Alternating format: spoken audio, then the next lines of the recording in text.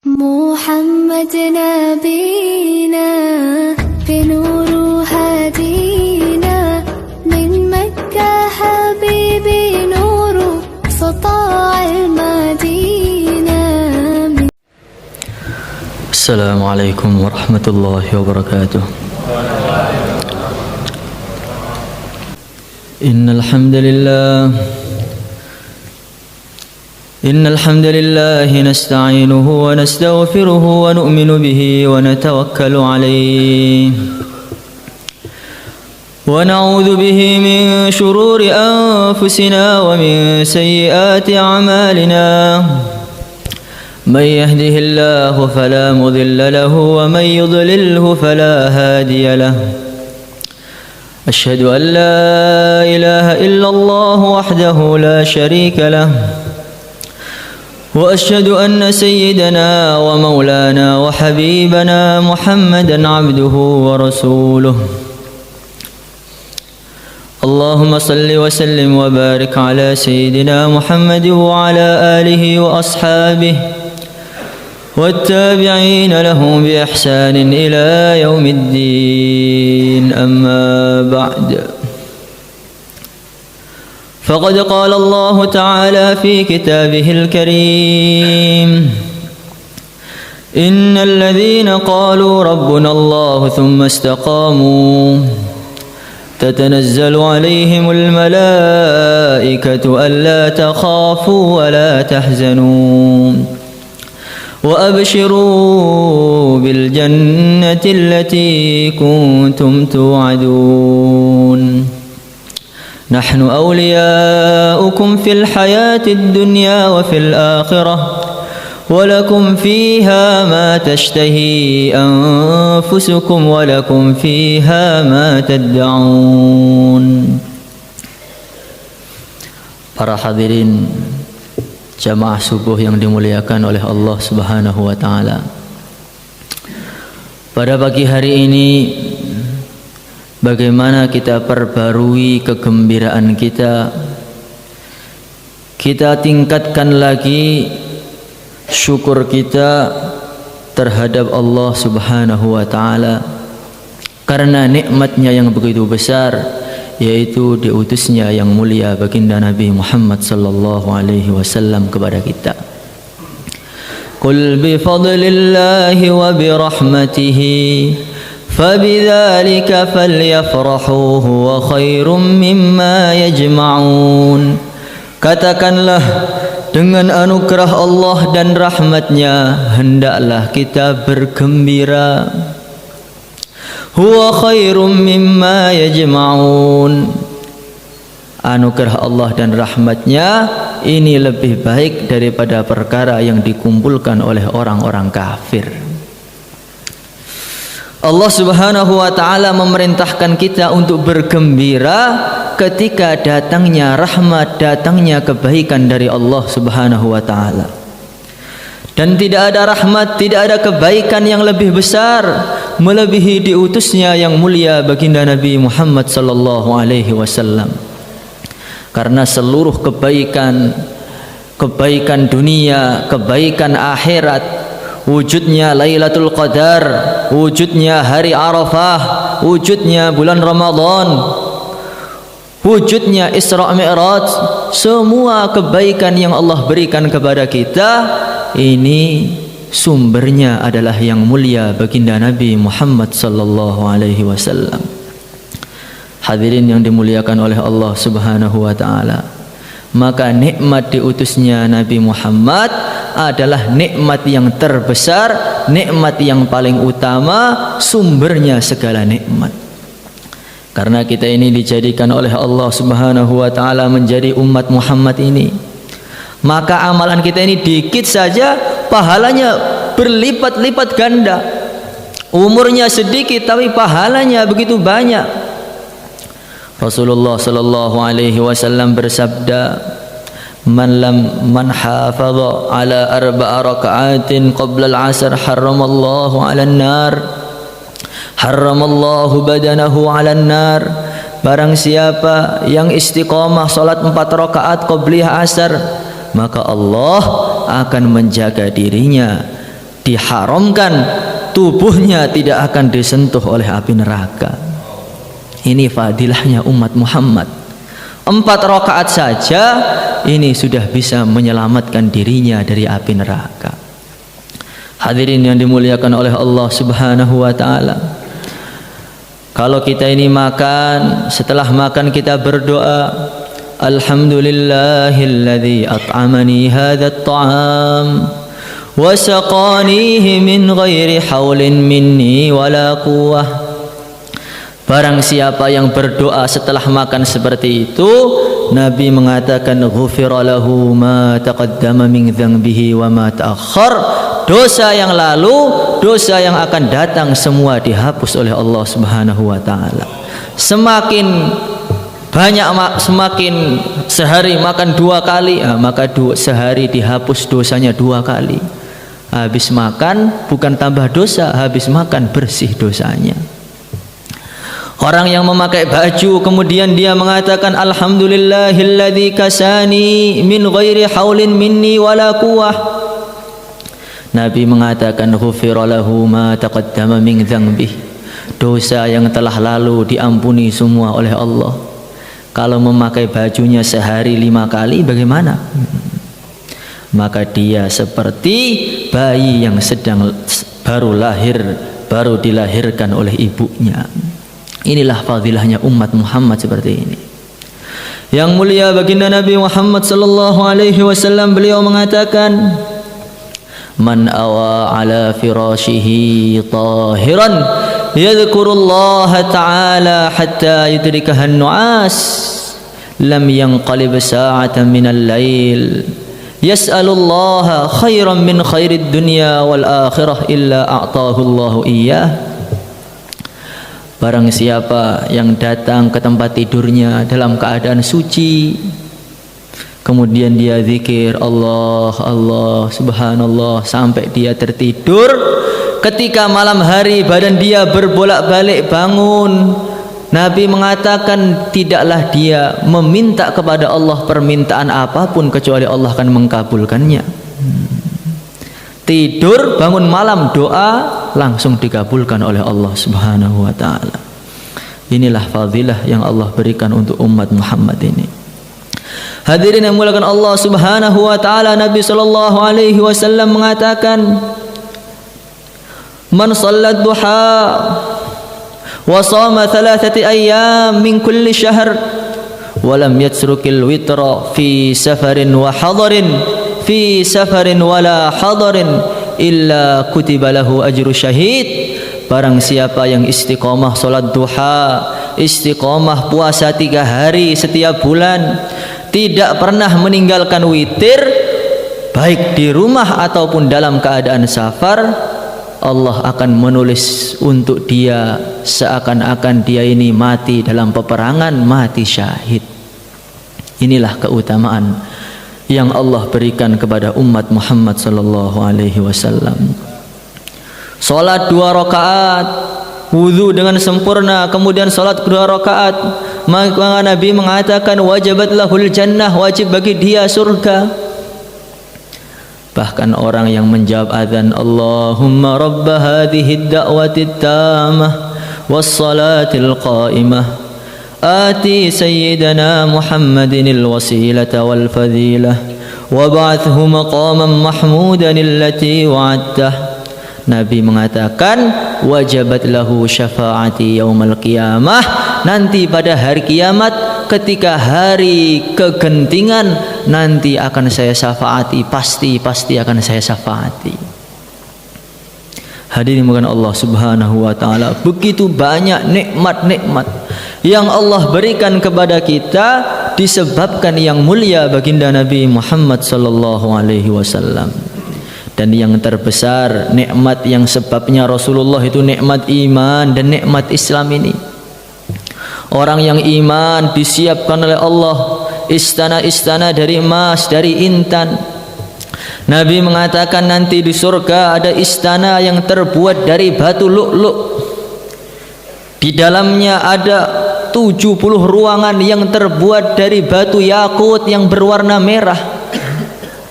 Di dalam ruangan-ruangan, setiap ruangan tadi ada 70 kamar-kamar yang terbuat dari batu zamrud yang berwarna hijau. Setiap kamar disediakan oleh Allah 70 dipan. Setiap dipan disediakan oleh Allah 70 kasur, dan setiap kasur ada satu bidadari yang telah menunggu suaminya di sana.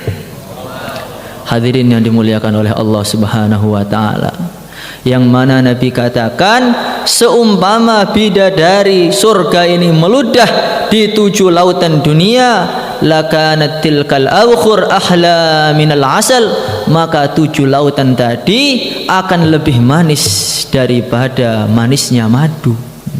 Ini sekali ludahnya seorang bidadari, meludah di 7 lautan. Masya Allah. Hadirin yang dimuliakan oleh Allah Subhanahu wa ta'ala, Nabi mengatakan seumpama bajunya ahli surga ini dipakai oleh ahli dunia, maka orang-orang yang melihat ketika itu matanya akan buta ketika itu juga, akan pingsan, tidak akan kuat melihat bajunya ahli surga ini kalau matanya ini tidak dikuatkan oleh Allah Subhanahu wa ta'ala.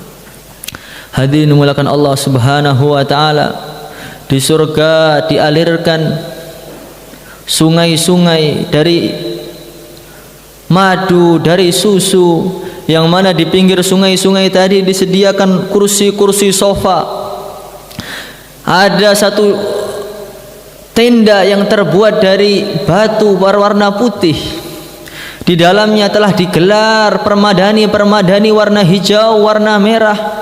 Di sana ada mimbar-mimbar yang terbuat dari batu yang berwarna merah.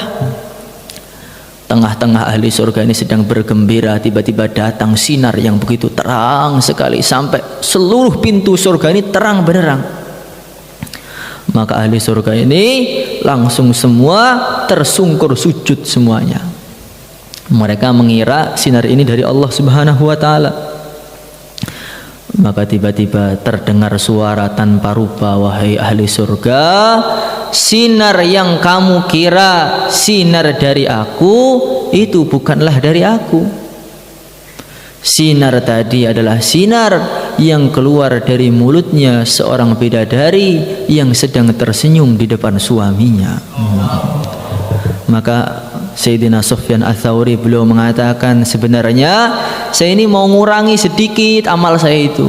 Ya kalau malam mau tidur, pagi ngantuk-ngantuk, ya sebenarnya saya seperti itu pengennya. Tapi ketika saya mengingat bagaimana janji-janji, kenikmatan-kenikmatan yang Allah berikan kepada orang-orang iman, saya ini nggak bisa tidur. Saya ini nggak bisa makan dengan nikmat, itu nggak bisa. Ini kalau orang membayangkan bagaimana nikmat-nikmat yang Allah berikan kepada mereka. Di surga ada satu pasar, tidak ada jual beli di sana. Di sana ditampang, disiapkan berbagai macam foto, berbagai macam gambar wajah. Maka ahli surga ketika senang memilih di antara wajahnya, langsung wajahnya berubah ketika itu juga. Sampai ke rumah istrinya bertanya, kamu siapa? Oh saya suami kamu. Kenapa tambah indah wajahnya, tambah tampan? Tiba-tiba istrinya pun wajahnya tambah cantik lagi. Pergi ke pasar tambah tampan lagi, istrinya tambah cantik lagi. Terus sampai puncaknya, wujuhu yawma idzin nadhirah ila rabbiha nadhirah wa wujuhu yawma idzin basirah. Puncaknya kenikmatan ahli surga yaitu diizinkan untuk melihat langsung kepada pencipta mereka, yaitu Allah Subhanahu wa ta'ala. Yang mana setelah mereka melihat wajahnya, keindahan zatnya Allah Subhanahu wa ta'ala, mereka kembali ke surga seakan-akan nikmat surga itu hilang semua nikmatnya, saking indahnya. Ketika itu Allah akan membacakan Al-Quran, mendengar sendiri dari yang berfirman dengannya. Allah akan membacakan Ar-Rahman 'allamal Qur'an khalaqal insan 'allamahul bayan. kenikmatan yang begitu nikmat, yang begitu indah semua ini diberikan oleh Allah Subhanahu wa taala kepada kita berkat yang mulia baginda Nabi Muhammad sallallahu alaihi wasallam. Maka bagaimana kita gembira lagi dijadikan oleh Allah sebagai umat Muhammad ini. Dulu para sahabat ketika Rasulullah sallallahu alaihi wasallam datang ke Madinah, maka laki-laki, perempuan, anak-anak, orang tua keluar semua dari rumahnya menampakkan kegembiraan mereka. Mereka menjemput Rasulullah dengan mengatakan, Tala'al badru alaina min thaniyatil wada'. Mereka mengatakan, Tala'al badru alaina min thaniyatil wada', telah terbit bulan purnama kepada kami dari jalan thaniyatul wada'.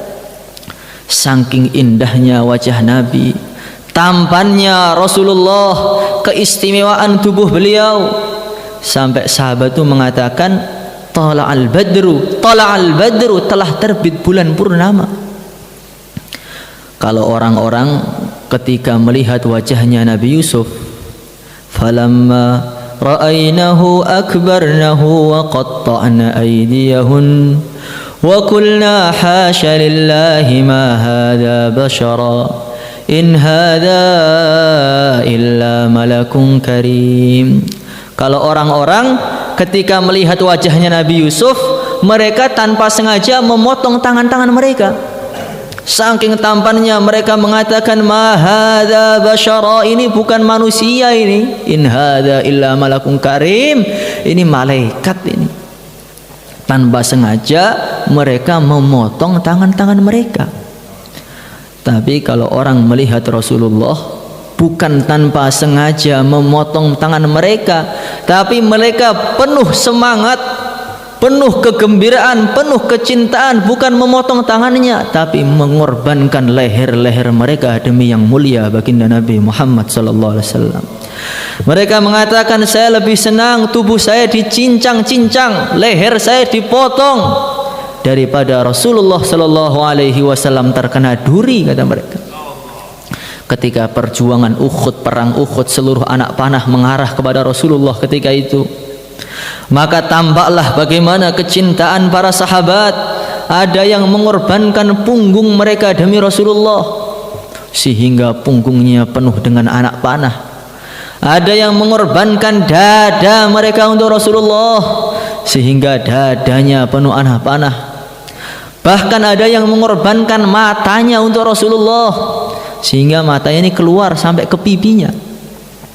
Maka Rasulullah memegang matanya, ya Allah, kembalikan mata ini kepada semula, ya Allah, sembuhkan matanya, karena dia telah mengorbankan matanya untuk nabimu, ya Allah.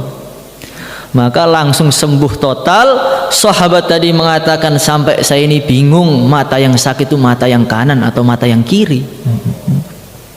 Itulah para sahabat, saking sempurnanya keindahan Rasulullah sallallahu alaihi wasallam. Mereka mengatakan, wa ajmala minka lam tara qattu aini wa akmala minka lam talidin nisa'u. Ya Rasulullah, tidak pernah kedua mataku ini melihat wajah yang lebih sempurna melebihi engkau, ya Rasulullah. Maka salah satu sahabat ketika malam bulan purnama melihat Nabi dengan menggunakan baju warna merah bergaris-garis. Maka sahabat tadi memandang wajah Nabi, kemudian memandang bulan purnama. Dipandang lagi wajah Nabi, kemudian dia tatap lagi bulan purnama.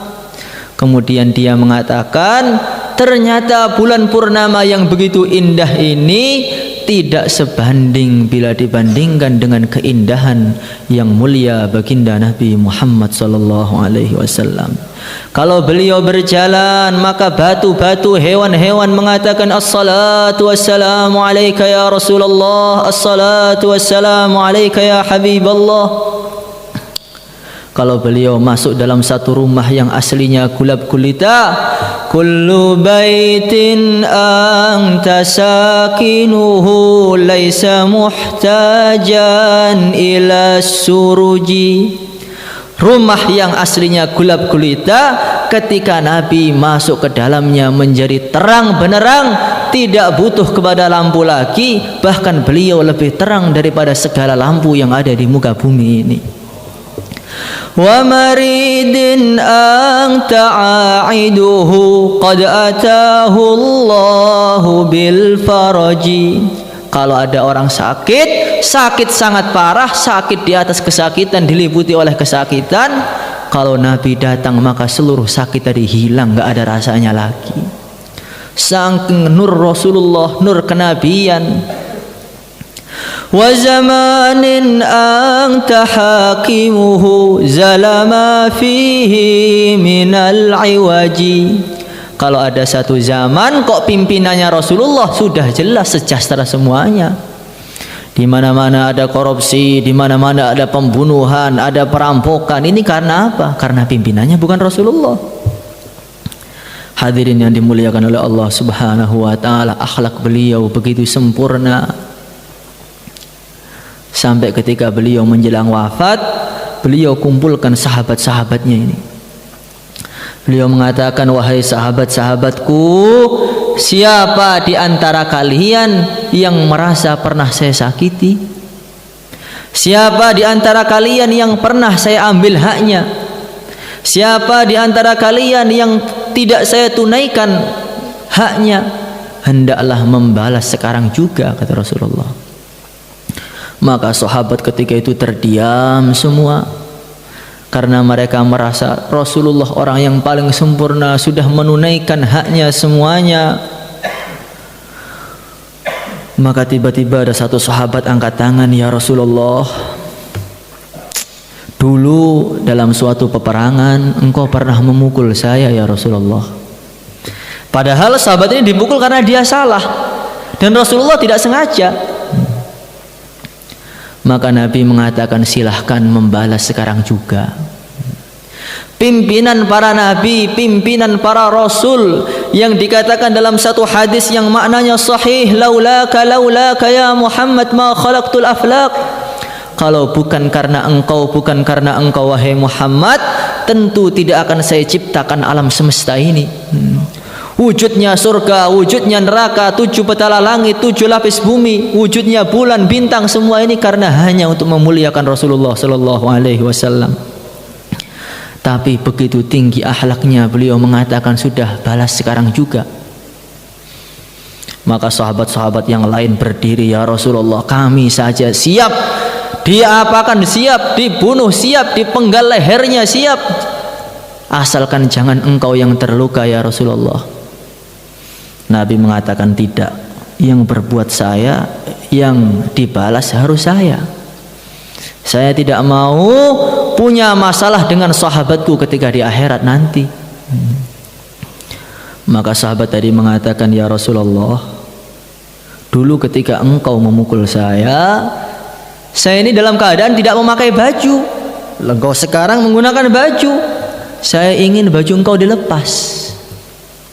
Maka ketika itu Rasulullah sallallahu alaihi wasallam melepas bajunya, tampaklah putih kulitnya, keindahan wajahnya yang mana lebih terang daripada matahari. Maka sahabat tadi langsung merangkul Rasulullah, ya Rasulullah, inilah yang saya maksud ya Rasulullah, saya ini ingin tubuhku bersentuhan dengan engkau sehingga tubuhku tidak bisa lagi disentuh oleh api neraka.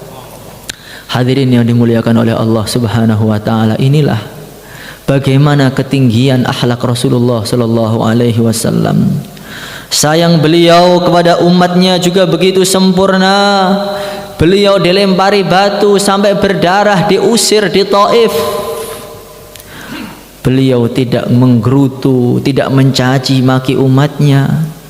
Beliau mengatakan, Allahumma ghfir liqaumi fa innahum la ya'lamun. Ya Allah, ampunilah kaum-kaumku ini karena mereka itu belum tahu ya Allah. Sampai malaikat pun datang, wahai Muhammad, kalau engkau mau akan saya timpakan gunung ke atas orang-orang Taif ini biar mampus semuanya mereka itu. Akan saya datangkan petir, istilahnya seperti itu. Maka Nabi mengatakan, jangan. Saya berharap kalau bapak-bapak mereka tidak mau iman, maka anak cucunya masih mau iman. Hadirin yang dimuliakan oleh Allah Subhanahu wa taala, begitulah sayangnya yang mulia baginda Nabi Muhammad sallallahu alaihi wasallam. Bahkan ketika di akhirat, ketika hari kiamat, Nabi mengatakan para nabi disiapkan mimbar-mimbar semua. Ini mimbarnya Nabiullah Adam alaihi wassalatu wassalam. Ini mimbar yang terang benerang. Itu mimbarnya Nabi Nuh yang sekali doa orang akan mampus semuanya. Itu mimbarnya Nabi Ibrahim yang begitu indah. Mimbarnya orang yang siap mengorbankan anaknya disembelih karena Allah. Itu mimbarnya Nabi Isa, mimbarnya Nabi Musa. Ketika itu mimbarnya Rasulullah kosong. Mimbar yang paling indah ternyata kosong, gak ada isinya ketika itu. Maka Nabi mengatakan ketika para nabi sudah duduk, sudah tinggal di mimbar-mimbar mereka, ketika itu aku sowan kepada Allah. Karena saya ini khawatir kalau tiba-tiba Allah memasukkan saya ke surga sedangkan umat saya masih dalam keadaan dihisab. Maka Allah berfirman, wahai Muhammad, apa yang kamu inginkan untuk umatmu ya Muhammad? Nabi mengatakan, ajil hisabahum ya Allah, ajil hisabahum, ajil hisabahum. Cepatkan hisab mereka ya Allah, mereka itu orang-orang lemah, kasihan, cepatkan hisab mereka ya Allah.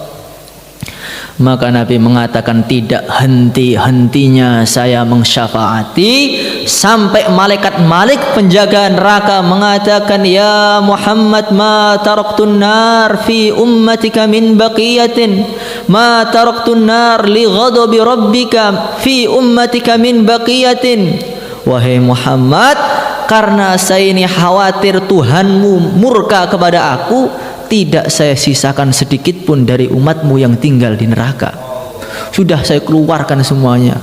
Nanti kalau enggak saya keluarkan, Tuhanmu murka karena engkau belum ridho. Allah Subhanahu wa taala berfirman, wala sawfa yu'tika rabbuka fatardha.